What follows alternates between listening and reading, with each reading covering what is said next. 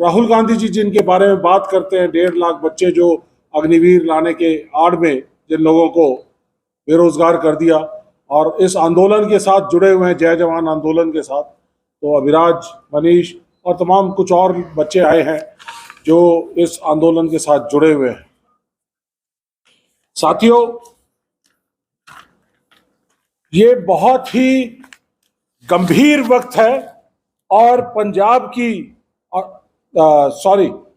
हमारे honourable press के मेंबरान और जो सम्मानित लोग यहाँ पर उपस्थित हैं, उन सब का मैं यहाँ पे स्वागत करता हूँ, आदर मान सम्मान करता हूँ। साथियों, आज हमारा देश बड़े ही गंभीर परिस्थितियों से गुजर रहा है। हम लोग संविधान बचाने की लड़ाई लड़ रहे हैं, अपने देश की सेना की सुरक्षा, सैनिकों को, पूर्व सैनिकों को, उन सबको बचाने की लड़ाई लड़ रहे हैं। आज इस वीर भूमि पे पहुंचे हैं और आपकी जिम्मेदारी है, हम सबकी जिम्मेदारी है कि आज हम एकजुट होकर, 2 दिन बाद वोटिंग है, तो उसके लिए हम हमारे साथी जीत महेंद्र सिंह सिद्धू, जो मेरे कॉलेज के साथी हैं, इंजीनियरिंग कॉलेज में हम इकट्ठे थे, हम क्लासमेट्स हैं, तो उनके लिए हम यहाँ पर पहुंचे हैं। लेकिन उससे भी बड़ी बात यह है कि हम पूरे देश में संविधान बचाने के लिए लड़ाई लड़ रहे हैं। तो साथियों, बहुत गंभीर वक्त है, जिम्मेदारियां आपके ऊपर, अपार जिम्मेदारियां आपके कंधों के ऊपर है। आपने देश को बचाना है, सुरक्षा को बताना है और देश के सैनिकों को बचाना है।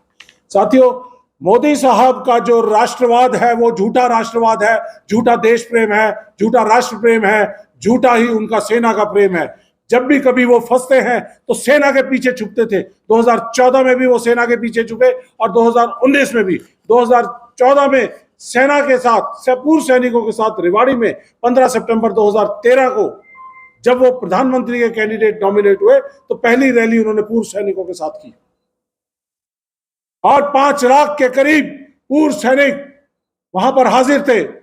100 से ज्यादा जनरल्स स्टेज के ऊपर थे। चारों तरफ घूम घूम कर उन्होंने कहा कि मैं इनको नमन करता हूं, लेकिन वायदा किया कि हम उनको 1 रैंक 1 पेंशन 100 दिन में करेंगे, लेकिन वो भी एक जुमला निकला। तो साथियों, ये वो लोग हैं जो कारगिल में, दराज में, सियाचिन के अंदर जाकर सैनिकों के साथ होली दिवाली जरूर मनाते हैं, लेकिन वापस आने के बाद सबसे पहले खंजर उन्हीं को घोंपते हैं। उनके जो विकलांग हमारे साथी हो जाते हैं, उसके लिए जो डिसेबिलिटी पेंशन होती है, डिसेबिलिटी पेंशन को खत्म करने का काम किया है। साथियों, आज मैं आपके बीच में, क्योंकि पूर्व सैनिक भी हैं, इस एरिया में बहुत ज्यादा सैनिक समाज से आने वाले हैं। कई पीढ़ियों के ऐसे लोग हैं जो सैनिक समाज से आ रहे हैं। कोई ऐसा परिवार नहीं है जहां पे सैनिक समाज से कोई ना आता हो।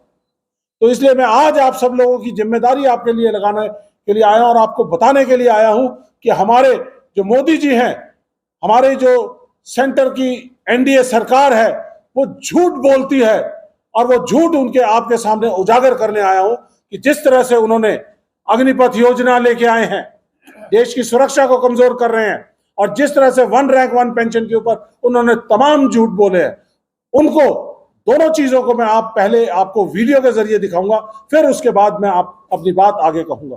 ये पहला वीडियो। तो शुरू से एक चीज कह रहा हूं कि बीजेपी का एजेंडा है, और से बहुत ट्रेनिंग हो रही है। पूंजीपतियों साथी जो है उनकी प्राइवेट आर्मीज बनेगी, सिक्योरिटी इंडस्ट्रीज बनेगी, और उसके बाद जो प्राइवेट आर्मीज के तौर पे अडानी की फौज तैयार हो जाएगी और ये प्राइवेट आर्मीज जो है देश विदेश में कहीं बाहर जाकर ऑपरेट करेगी। ये बहुत बड़ा देश की सुरक्षा के साथ खिलवाड़ है। ढेर सारे सिक्योरिटी, प्राइवेट सिक्योरिटी एजेंसीज और कंपनियों ने भी अपनी डेट के लिए प्रायोरिटी दी। अब एक युवा 4 साल इस ऑफिस में बीजेपी का ऑफिस सिक्योरिटी रहना तो आदमी को प्राथमिकता है। ये है बीजेपी आरएसएस एनडीए सरकार की मंशा। हम तकरीबन 1 साल से इस बात को कह रहे हैं कि बीजेपी आरएसएस की मंशा अग्निवीरों को सरकारी खर्चे पर तैयार करके प्राइवेट आर्मीज, अंबानी की, अडानी की, पूंजीपति साथियों की आर्मीज तैयार करने का काम किया जा रहा है। और साथ ही साथ वो देश की सुरक्षा को कमजोर कर रहे हैं। जब भी कभी मोदी जी फंसते थे तो सेना के पीछे छुपते थे, लेकिन अब सेना के पीछे नहीं छुप पा रहे हैं। क्यों नहीं छुप पा रहे हैं? क्योंकि अग्निवीर जैसी योजना वो लेके आए हैं।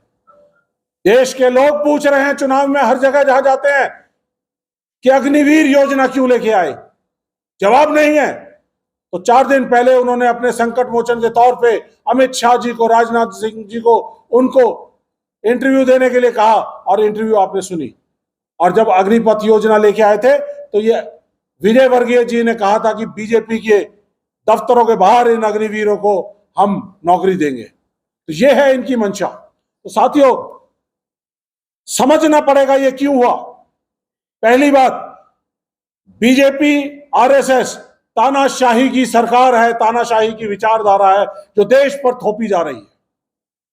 और इस तानाशाही विचारधारा को पूरा करने के लिए सिर्फ उनके रास्ते का रोड़ा भारतीय सेना है, जो सिर्फ भारत की डेमोक्रेसी, प्रजातंत्र और लोकतंत्र के लिए खड़ी हुई है, और पूरी तरह से अराजनैतिक फौज है हमारी।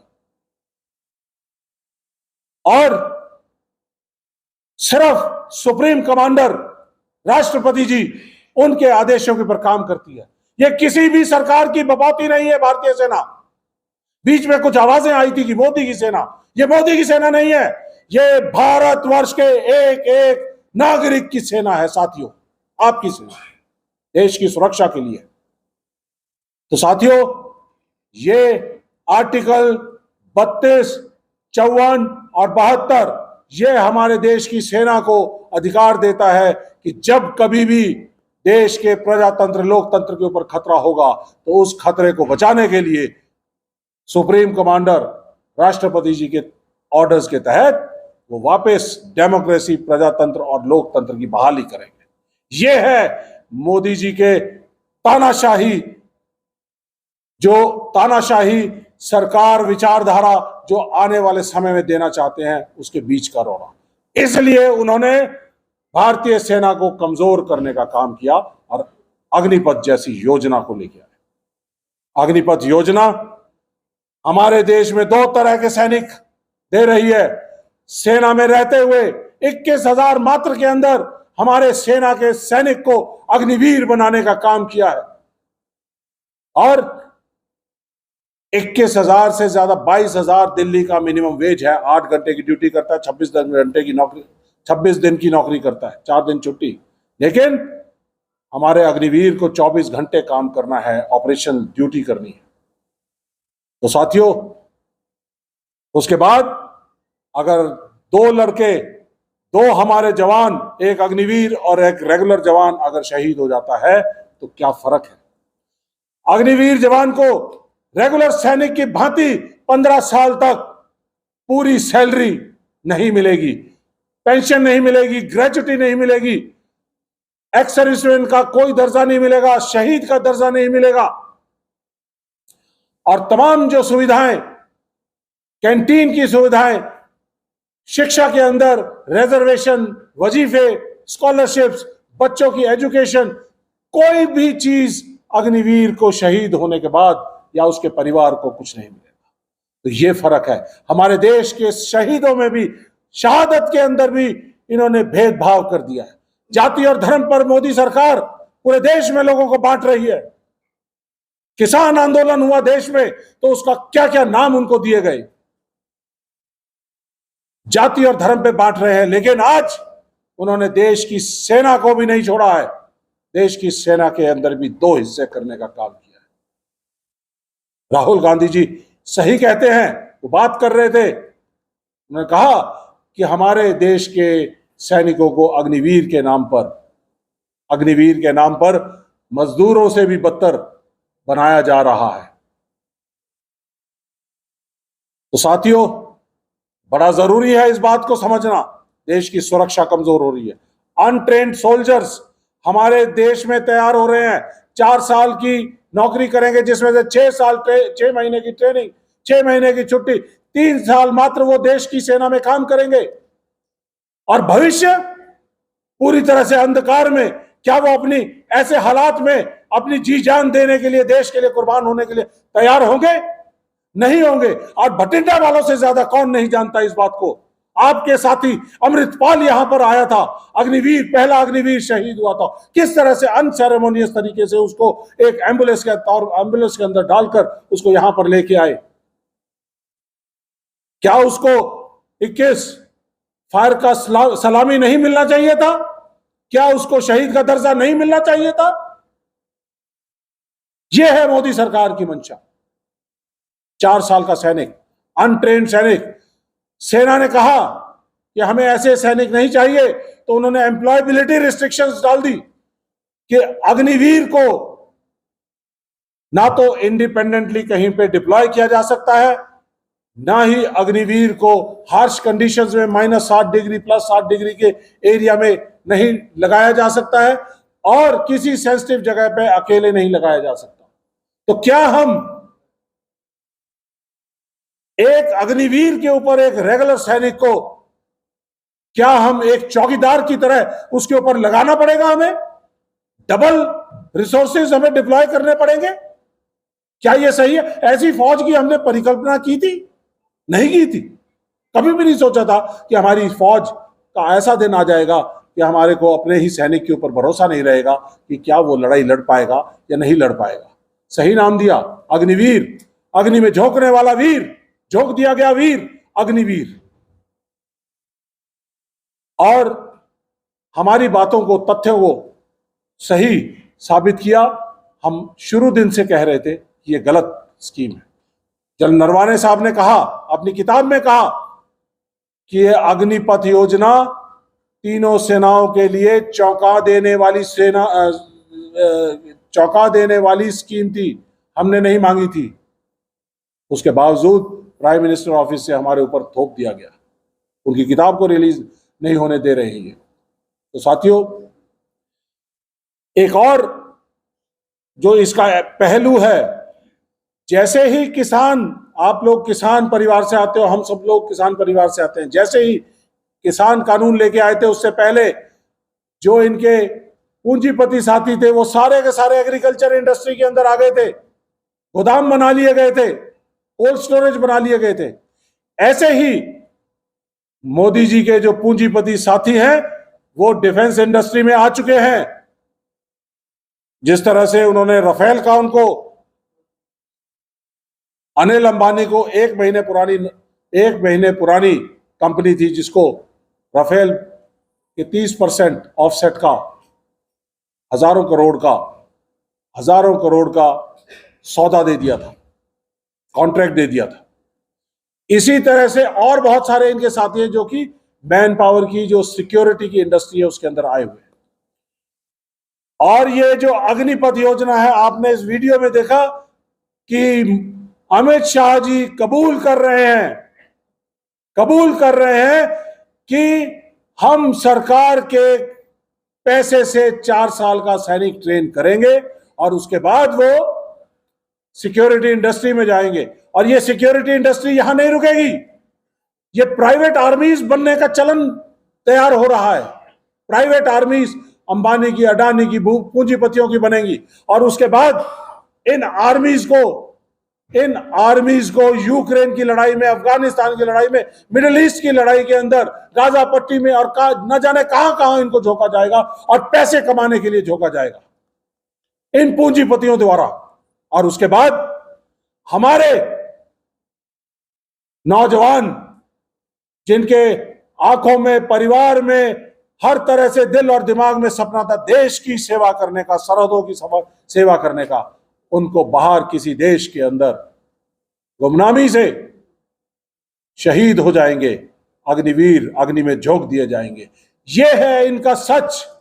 और इसका एक और पहलू आप लोगों को बताना चाहूंगा कि 2019 से 22 के दौरान भर्तियां नहीं हुई। हर महीने 75,000, हर साल 75,000 भर्ती होनी चाहिए थी, लेकिन उस दौरान भर्तियां नहीं हुई।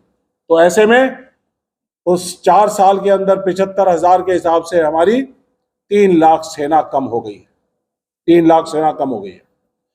और जो बच्चे उस समय पे सिलेक्ट हो चुके थे, 1.5 लाख बच्चे सिलेक्ट हुए थे, ज्वाइनिंग की इंतजार कर रहे थे। तो 14 जून 2022 को अचानक मोदी जी तुगलकी फरमान जारी करते हैं कि आज तक जो भर्तियां पेंडिंग थी उनको कैंसिल कर दिया जाए, और उन बच्चों के सपनों को तोड़ने का उन्होंने काम किया, चकनाचूर कर दिया, और उसके बाद सिर्फ अग्निवीर लिए जाएंगे।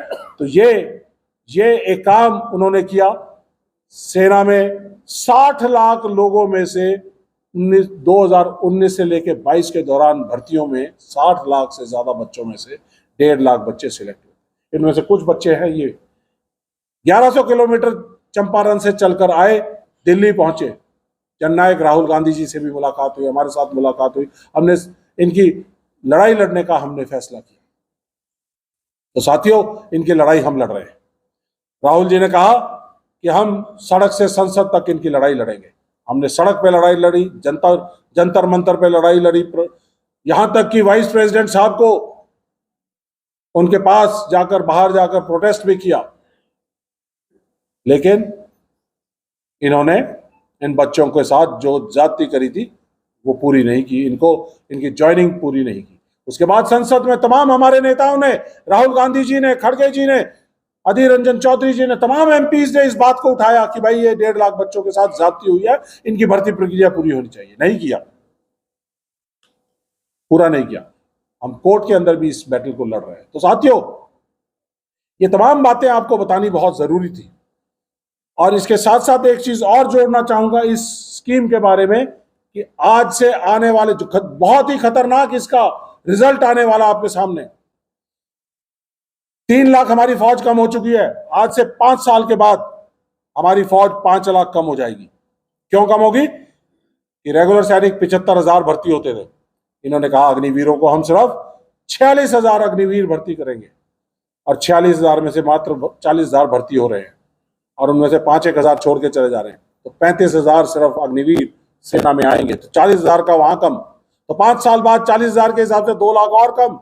5 साल बाद हमारी सेना की जो स्ट्रेंथ है, जो आज 15 लाख है, तो 5 साल के बाद सिर्फ 10 लाख रह जाएगी, और आने वाले 10 साल के बाद हमारी सेना की जो स्ट्रेंथ है वो 7.5 लाख रह जाएगी, जिसमें से 75% अग्निवीर होंगे, अनट्रेन्ड सोल्जर्स। तो ऐसे में क्या होगा? सेना कमजोर, और ये अग्निवीर प्राइवेट आर्मीज के अंदर मोदी जी का, बीजेपी आरएसएस का सपना, तानाशाही को चलाना, तानाशाही सरकार को आगे बढ़ाना, और उनके बीच का जो खाई थी, रास्ता था रोकने वाला, फौज, उसको कमजोर कर देना। ये है पूरा इनका गेम प्लान। तो साथियों, इसके साथ साथ जो अनट्रेन्ड सोल्जर है वो देश की सुरक्षा भी नहीं कर सकते, ट्रेनिंग ही नहीं कर सकते, कोई कोर्सेज नहीं कर सकते, कैडर्स नहीं कर सकते। तो इसलिए हमें ऐसी सेना की जरूरत है। तो फैसला ये हुआ, राहुल गांधी जी ने भारत जोड़ो यात्रा के अंदर 4,000 किलोमीटर पैदल चले, कन्याकुमारी से श्रीनगर, 650 किलोमीटर उनके साथ पैदल मैं भी चला। लेकिन सब लोगों से, सभी वर्गों से बातचीत करने के बाद फैसला किया गया, सभी से एक मत में आवाज आई कि अग्निपथ जैसी घातक योजना, जो देश की सुरक्षा के लिए, सेना के लिए, सैनिकों के लिए, किसी के लिए भी, युवाओं की नौकरियों के लिए, रोजगार के लिए, ये सही नहीं है, तो उसको जाना चाहिए। तो हमने फैसला किया, न्याय पत्र के अंदर, कांग्रेस का जो न्याय पत्र है, गारंटी है, उसके अंदर फैसला किया कि अग्निपथ योजना को तुरंत प्रभाव से खारिज किया जाएगा, अग्निवीरों को रेगुलर किया जाएगा, और पुरानी भर्ती प्रक्रिया को फिर दोबारा से लागू किया जाएगा। और ये जो 1.5 लाख बच्चे हैं जो मोदी साहब के तुगलकी फरमान से बेरोजगार हो गए, उनकी भर्ती प्रक्रिया को पूरा किया जाएगा। ये हमारा फैसला है। तो साथियों, ये अग्निपथ योजना के बारे में था। इसके साथ साथ, क्योंकि पूर्व सैनिक भी आए हैं, बहुत सारे सैनिक परिवार हैं, उनको ये भी बताना चाहते हैं कि हमारा क्या विजन है आगे जाने के लिए। तो साथियों, एक और हमारी बुनियादी डिमांड है जिसके लिए हम बहुत दिनों से लड़ाई लड़ रहे हैं, 1 रैंक 1 पेंशन। 1 रैंक 1 पेंशन 26 फरवरी 2014 को यूपीए सरकार ने एक डेफिनेशन दी, दोनों लोकसभा और राज्यसभा के अंदर इसको पास किया गया और नोटिफिकेशन जारी किया। समान रैंक, समान लेंथ ऑफ सर्विस, समान पे, चाहे वो 1950 में रिटायर हो, चाहे वो आज रिटायर हो, और आज के लोगों की तरह उनकी पीछे वालों की पेंशन एडजस्ट हो जाएगी। ऐसे ही आगे चलता रहेगा हर साल। लेकिन मोदी सरकार ने वो नहीं किया और दुनिया को झूठ बोलते घूम रहे हैं सारे देश में कि मैंने 1 रैंक 1 पेंशन कर दिया। 2014 में 8300 करोड़ का मसौदा तैयार किया गया था, लेकिन 2015 में लड़ाई लड़ने के बाद, जंतर मंतर पे लड़ाई लड़ी, बहुत सारे हमारे साथी वहां पे आया करते थे जंतर मंतर पर,